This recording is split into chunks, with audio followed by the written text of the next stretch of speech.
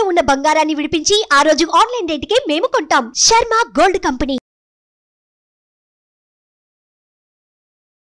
Hi, welcome to our channel. ఈరోజు మనతో పాటు ఉన్నారు ప్రముఖ జ్యోతిష్య వాస్తు పండితులు, జ్యోతిష్య వాస్తు శిక్షణ నిపుణులు బ్రహ్మశ్రీ నానాజీ పట్నాయక్ గారు. నమస్కారం గురువు గారు. శ్రీమాత్రే నమః. సార్, ముఖ్యంగా చాలామంది అకస్మాత్తుగా మరణిస్తూ ఉంటారు. యా సార్, మంత్రంతో మరణాన్ని జయించవచ్చా? అది మీరు చాలా మంచి ప్రశ్న వేశారు. యాక్చువల్గా అసలు మంత్రం అంటే ఏంటో తెలుసుకోవాలి. తెలుసుకుంటే మరణాన్ని జయించవచ్చో లేదో మీకు అర్థమవుతుంది. మంత్రము అంటే ఏదో 4 బీజాక్షరాలనో లేకపోతే ఒక నామమునో అట్లా కాదు. మంత్రము అంటేనే అందులో భగవంతుడు ఆ రూపంలో ఉన్నాడు. అక్కడ గుర్తుపెట్టుకోండి, ఆ దేవత ఏ దేవత గురించి అయితే మనం చేస్తున్నాం ఆ రూపంలో ఉంది. అయితే ఇక్కడ మరణాన్ని జయించవచ్చా అంటే ఆయుష్ని పెంచుకోవచ్చు. అంటే బ్రహ్మరాసిన రాత్రి మనం పొడిగించుకోవచ్చు, ఆయుష్ని పెంచుకోవచ్చు. అంటే ఒకటి మనకి శాస్త్రాల్లో ఏం చెప్తుందంటే, ఇప్పుడు ఒకటేనండి, బ్రహ్మ ఇన్ని సంవత్సరాలకు రాశాడు, అన్ని సంవత్సరాలకే మనిషి బ్రతకాలి, ఇంక తర్వాత చనిపోవాలనుకుంటే మనకి హిమాలయాల్లో ఏదైతే అక్కడికి వెళ్ళి సాధనలు చేస్తున్నటువంటి వారు 300 సంవత్సరాలు, 500 సంవత్సరాలు, 1500 సంవత్సరాలు ఎట్లా బతుకుంటారు? అంతే కదా. వాళ్ళ సాధనలో మీరు గమనించండి, హిమాలయాల్లో చొక్కా కూడా ఉండకుండా కూర్చొని ఆయన తపస్సు చేస్తుంటాడు. ఏది ఆ మంచు కొండల్లో. మనం కొంచెం చలేస్తేనే కోటేసుకోవాలనుకుంటున్నాం. అంటే ఏమిటి? Some Mantra Sadhana is working. Point number 1. అయితే మనిషి యొక్క ఆయుష్ని పెంచుకోవాలంటే మాత్రం మనకి పర్టికులర్గా ఏంటంటే అనేకమైనటువంటి సాధనలు ఉన్నాయి. యోగా సాధనలో కొన్ని సాధనలు చేస్తూ, మంత్రాన్ని చేసుకుంటూ, అదేవిధంగా కొన్ని ఔషధాలను తీసుకుంటూ ఉన్నట్లయితే అప్పుడు ఆయుష్ అనేటువంటిది పెరుగుతుంది. అందులో ఎటువంటి సందేహం లేదు. ప్రాణాయామ, ప్రత్యాహార ఇట్లాంటివి కొన్ని ఉన్నాయి. అటువంటివన్నీ చేసుకుంటూ వెళ్ళినట్లయితే ఖచ్చితంగా ఈ వ్యక్తి ఇంతవరకే బ్రతుకుతాడు అనుకునేది కూడా మనం పెంచుకోవచ్చు. అయితే మీరు అర్థం చేసుకోవాల్సింది ఏంటంటే, ఒకటి పాయింట్ నెంబర్ 1, మీరు ఆయుష్ని పెంచుకోవాలంటే మొట్టమొదటిది ప్రాణాయామం. ప్రాణాయామం కనుక ఎవరైతే చేస్తారో ఖచ్చితంగా ఆటోమేటిక్గా వాళ్ళకి ఆయుష్ అనేటువంటిది పెరుగుతుంది. Point number 1. ఇక రెండవది ఏమిటంటే, ఆహారము మితంగా తీసుకోవాలి. ఎప్పుడు కూడా ఆయుష్ పెంచుకోవాలనుకున్నప్పుడు విపరీతంగా తినకూడదు. ఆహారం మితంగా తీసుకోవాలి. ఆకలి వేసినప్పుడే ఆహారం తీసుకోవాలి. ఎక్కువగా తినకూడదు ఎప్పుడు కూడా. కొంత గ్యాప్, అంటే ఇప్పుడు పొట్టలో మొత్తం 100% నింపేయకూడదు. ఒక 50% నింపి ఇంకో 25% కొంచెం వాటర్తో ఇచ్చేసి 25% గ్యాప్ ఉండాలి. అటువంటి జాగ్రత్తలు తీసుకోవాలి.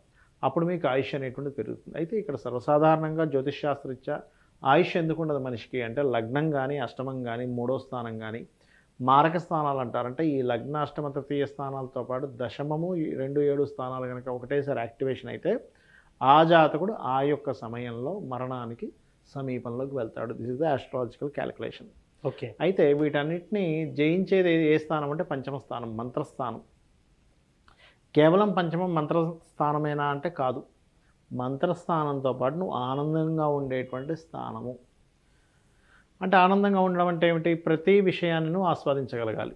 ఒక నీళ్ళు తాగుతున్నావు, చక్కగా ఆస్వాదించగలగాలి. నువ్వు మాట్లాడుతున్నావు, ఆస్వాదించగలగాలి. చూస్తున్నావు, ఆస్వాదించగలగాలి. ప్రతిదీ ఆస్వాదించగలగాలి. టీ తాగుతున్నా, కాఫీ తాగుతున్నా, అన్నం తింటున్నా, మెతుకుని నువ్వు ఆస్వాదించగలగాలి. నడుస్తుంటే నీ నడకను కూడా నువ్వు ఆస్వాదించగలగాలి.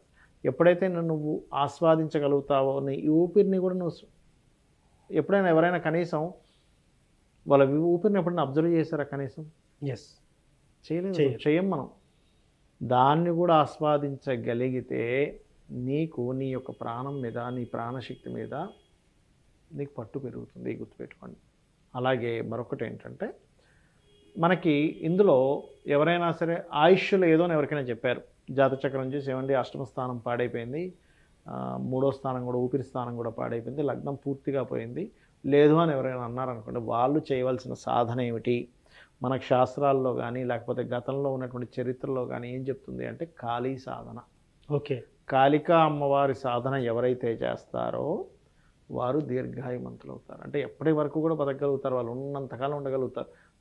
వాళ్ళంతటా వాళ్ళుగా నాకు ఇంకా వద్దు, నాకు చాలు, ఇంకా ఈ జీవితం ఎంతకాలం బతుకుతామని వాళ్ళకి ఎప్పుడైతే అనిపిస్తుందో అప్పుడు అమ్మవారితంలో కలిపేసుకుంటుంది. కాళీ అంటే భయంకరమైన ఉపాసన అని చాలామంది చెప్తున్నారు. లేదండి, కాళీ అంటే భయంకర ఉపాసన కాదు. ఎందుకంటే మీరు కాళిదాసు, మహాకవి కాళిదాసు అమ్మవారిని, కాళికాదేవిని ప్రసన్నం చేసుకుంటాడు.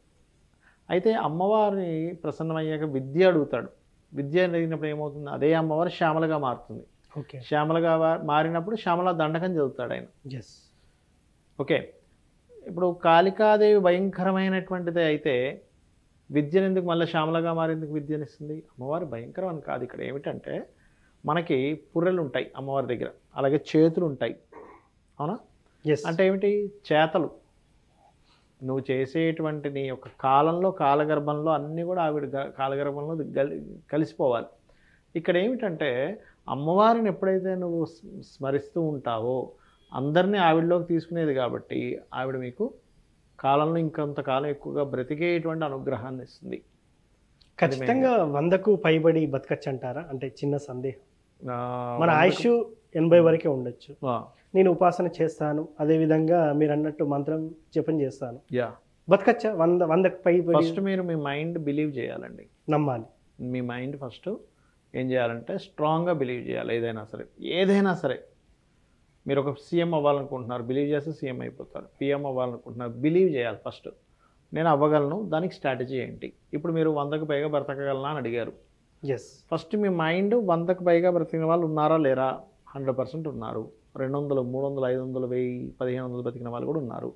సో 100కు పైగా బ్రతకడం అనేది చాలా ఈజీ విషయం. ఎందుకు బ్రతకము అనేటువంటి క్వశ్చన్ వస్తుంది. ఫస్ట్ వచ్చినప్పుడు ఆర్గన్స్ కరెక్ట్గా ఉండాలి. Point number 1. ఆర్గన్స్ ఏవి డ్యామేజ్ అవ్వకూడదు. అంటే ఏంటిది? ఆర్గన్స్ ఎప్పుడు పాడవుతాయి? మనకి తీసుకునేటువంటి ఆహారపు అలవాట్ల వల్ల ఆర్గన్స్ డిఫెక్ట్ అవుతాయి. ఎస్. అదేవిధంగా డైలీ ఎక్సర్సైజ్, యోగాసనాలు వేయడం, ఇట్లాంటివన్నీ కూడా చేస్తూ ఉంటా. అంటే శరీరానికి మనం ఇచ్చేటువంటివి ఏవైతే మనం పోషకాలు ఇచ్చుకుంటూ దాన్ని జాగ్రత్తగా కాపాడుకుంటూ ఒకవైపు మంత్రం కనుక చెయ్యగలిగితే ఖచ్చితంగా 100కు పైగా బతకడం అనేటువంటిది కష్టతరమైనటువంటి విషయం కానే కాదు. ఫస్ట్ మీరు ఏంటంటే మైండ్లో బిలీవ్ చేయాలి. కొంతమంది నేను చూశాను, వాళ్ళ ఫ్యామిలీస్లో 50స్కి 45స్కి 55స్కి మరణించడం వాళ్ళకి అలవాటైపోయి మా లైఫ్లో మా దాంట్లో పెద్దగా బతకరండి అంటారు. ఇంకొంతమంది ఫ్యామిలీస్ నేను చూశాను, వాళ్ళకి ఎలా అంటే వాళ్ళకి కంప్లీట్ బిలీవ్. ఎలా అంటే లేదు సార్, మా తరతరాల నుంచి 100 దగ్గరలో ఎవరు చనిపోలేదు సార్ అంటూ ఉంటారు. నిజంగానే వాళ్ళ తరంలో ఎవరు కూడా అలా చనిపోరు. దీనికి 2 కారణాలు ఉంటాయండి. ఒకటి, వీళ్ళ వంశంలో ఎక్కడైనా ఒక శాపం తగిలింది అనుకోండి, అలాంటప్పుడు వాళ్ళ ఇళ్లలో మనకి మురారి సినిమాలో చూడండి, 40 years ఆఫ్ ఏజ్లో అందరూ చనిపోతూ ఉంటారు దాదాపుగా, అంటే ఒక యుక్త వయసులో. అలాగా దేవతా సంబంధించినటువంటి శాపం ఏదైనా తగిలినా కూడా అలా జరుగుతుంది. అందుకే పొరపాటును మన శాస్త్రంలో చెప్తుంటారు, పొరపాటును కూడా భక్తుణ్ణి దేవతా సంబంధించిన జోలికి వెళ్ళొద్దు. భక్తుడిని అనవసరంగా నువ్వు నిందించావు, ఏదో అన్నావు, వాడికి ఏమవుతుందంటే నిత్యము దేవతారాధన చేసేటువంటి ఒక భక్తుని నువ్వు అన్నావు అనుకోండి, ఆ మనిషి ఏ తప్పు చేయకుండా, తప్పు చేస్తే అనడంలో తప్పులేదండి, భగవంతుడు కూడా మనల్ని హర్షిస్తాడు. ఆ మనిషి తప్పు చేశాడు, దేవతా ఆరాధన చేసేటట్టయితే నువ్వు తప్పు చేసావుగా అనొచ్చు, తప్పు కాదు. కానీ ఏ తప్పు చేయకపోయినా అంటే మాత్రం భగవంతుడు ఊరుకోడట. ఓకే. కాబట్టి ఆ యొక్క విషయంలో కనుక మనం జాగ్రత్త తీసుకున్నట్లయితే, అంటే ఏం లేదు, ఇక్కడ ఏమవుతుందంటే మంత్ర సాధనలు చేస్తాం, ఫుడ్ రిలేటెడ్ సంబంధించిన దాంట్లో చేస్తాం, దీంతోపాటు దోషాలు కూడా చేయకూడదు కొన్ని. ఎలా అంటే ఇప్పుడు చూడండి, కొన్ని రోజులు చేయకూడని పనులు ఇప్పుడు మనకి ఉంది శాస్త్రంలో. శ్రీతైల మధుమాంసాన్ని త్వజతే, ఆదివారం నాడు తినకూడదు. ఓకే. మాంసం తినకూడదు, మధువు తాగకూడదు, అదేవిధంగా తలకు నూనె పెట్టుకోకూడదు, స్త్రీని కలవకూడదు. ఇది పాటించగలగాలి. దీనివల్ల కొంత ఐక్షీణం అవుతూ ఉంటుంది. ఓకే. తెలియకుండానే. అలాగే మంగళవారం కూడా తలకు నూనె పెట్టుకోకూడదు. అదేవిధంగా కొన్ని మంగళవారాలు, ఆదివారాలు, కొన్ని వారాల్లో తలంటకూడదు. అంటకూడదు. ఏ వారాలు స్నానం చేయాలి. అట్లాగే కొన్ని మనం చూడండి, అంటే చిన్నవే కానీ ఇవి ఐక్షీణానికి తోడ్పడుతూ ఉంటాయి. మనం ఎక్కడికైనా వాష్రూమ్కి వెళ్ళాము, వెంటనే కాళ్ళు కడుక్కోవాలి. ఎంతమంది కడుక్కుంటున్నారు? కడుక్కోవాలి. అదేవిధంగా అన్నం తినేటప్పుడు చుట్టూ ఇలాగ నీళ్ళని ఇలా ప్రోక్షణ చేసి అమ్మవారి నామాన్ని ఏదైనా తలుచుకొని తినే ప్రతిదీ కూడా క్రీమ్ అచ్యుతానంతా గోవింద అనుకుంటూ తినాలి. అప్పుడు అది ఔషధంగా మారుతుంది. అదేవిధంగా సూర్యోదయానికి ముందే నిద్ర లేవాలి. నిద్రలేసి స్నానపానాలు కాలకృత్యాలు తీర్చేసుకున్నట్లయితే కూడా ఆయుష్ పెరుగుతుంది. ఇలా చిన్న పాయింట్స్ ఉంటాయి. సూర్యోదయానికి ముందు లేవడం, నిత్య దేవతార్చన చేయడం, చిన్న తప్పులన్నీ చేయకుండా ఉండడం, అదేవిధంగా నిత్యము ఒక దేవత సంబంధించిన కాళికా అమ్మవారి సాధన చేయడం, ఇవన్నీ చేస్తూ ఉంటే 100% మీ యొక్క ఆయుష్ పెరిగి తీరుతుంది. కాకపోతే ఇది కంటిన్యూస్గా చేయాలి. ఏదో సంవత్సరం చేశానండి, పాటించిన తర్వాత బద్ధకం వచ్చేసింది, ఇవన్నీ ఎవరు నమ్ముతాడని మళ్ళీ వెళ్ళిపోయానా, అంతే. అవును. సో నిజంగా సార్, ఆ మంత్రశక్తితో మనం మరణాన్ని ఇంకోటి ఏంటంటే ఇక్కడ ఒక మంచి విషయం, ఇంకొక పాయింట్ చెప్పి నేను ముగిస్తాను. చెప్పండి సార్. మీరు సాధన చేస్తారు కదా, ఓకే. మీరు సాధన చేసినటువంటిది ఏదైతే జీన్స్ ఉందో మళ్ళీ నెక్స్ట్ తరాలకు ఇస్తారు మీరు. ఓకే. మీకు అర్థమైందా? తర్వాత తరాలకు మీరు కనుక అందించగలిగితే తర్వాత తరాల వాళ్ళు కూడా దాన్ని ఫాలో అప్ చేయగలిగితే ఈజీగా 100 years అనేది పెద్ద విషయం కాదు. సార్ మంత్రం ఏంటి సార్ అసలు? మంత్రం ఏమిటి అంటే పర్టికులర్గా దీనికి కాలభైరవ మంత్రము లేదా కాళికాదేవి, ఓం కాళికాదేవియే నమః, ఓం కాలభైరవాయ నమః చేసుకోవచ్చు. లేదు మీరు గురువుల దగ్గరికి వెళ్ళి బీజాక్షర మంత్రాలు ఉంటాయి కాళికా అమ్మవారి, బీజాక్షర మంత్రాలు తీసుకొని చేస్తే కూడా ఇంకా మంచి ఫలితం ఉంటుంది. కాకపోతే బీజాక్షర మంత్రాలు చేసేటప్పుడు దానికి కొన్ని నియమ నిబంధనలు ఉంటాయి, ఆ నియమాలు పాటిస్తూ చేయాలి. కొంతమంది గురువులు అయితే కొంతమంది చాలా ఫాస్ట్ అయిపోయింది అని, కానీ కామన్గా అయితే అంత తొందరగా ఇవ్వరండి. కొంతమంది కనీసం వాళ్ళ దగ్గర 6 నెలల్లో 9 నెలల్లో ఉండి వాళ్ళతో పాటు సాంగత్యం చేసిన తర్వాత వీడికి మంత్రం ఇవ్వచ్చు అనుకుంటే ఇస్తారు. కొన్ని విద్యలు కూడా అంత తొందరగా నేర్పించరు. అవును. So thank you sir. మంత్రశక్తితో మరణాన్ని జయించవచ్చా అనే అంశం మీద చాలా చక్కటి సమాధానం ఇచ్చారు. Thank you. శ్రీమాత్రే నమః. సో చూశారు కదా, మంత్రశక్తితో మరణాన్ని జయించవచ్చా అనే అంశం మీద మనం ఈరోజు అయితే చర్చించాం. దానికి గురువుగారు మాటల్లో సమాధానం కూడా తెలుసుకుందాం. ఇది వాటి కార్యక్రమం. మరో కార్యక్రమంలో మళ్ళీ కలుద్దాం. Thank you. సుమన్ టీవీలో మీ పర్సనల్ అండ్ బిజినెస్ ప్రమోషన్స్ కోసం కింది నెంబర్కి కాంటాక్ట్ చేయండి.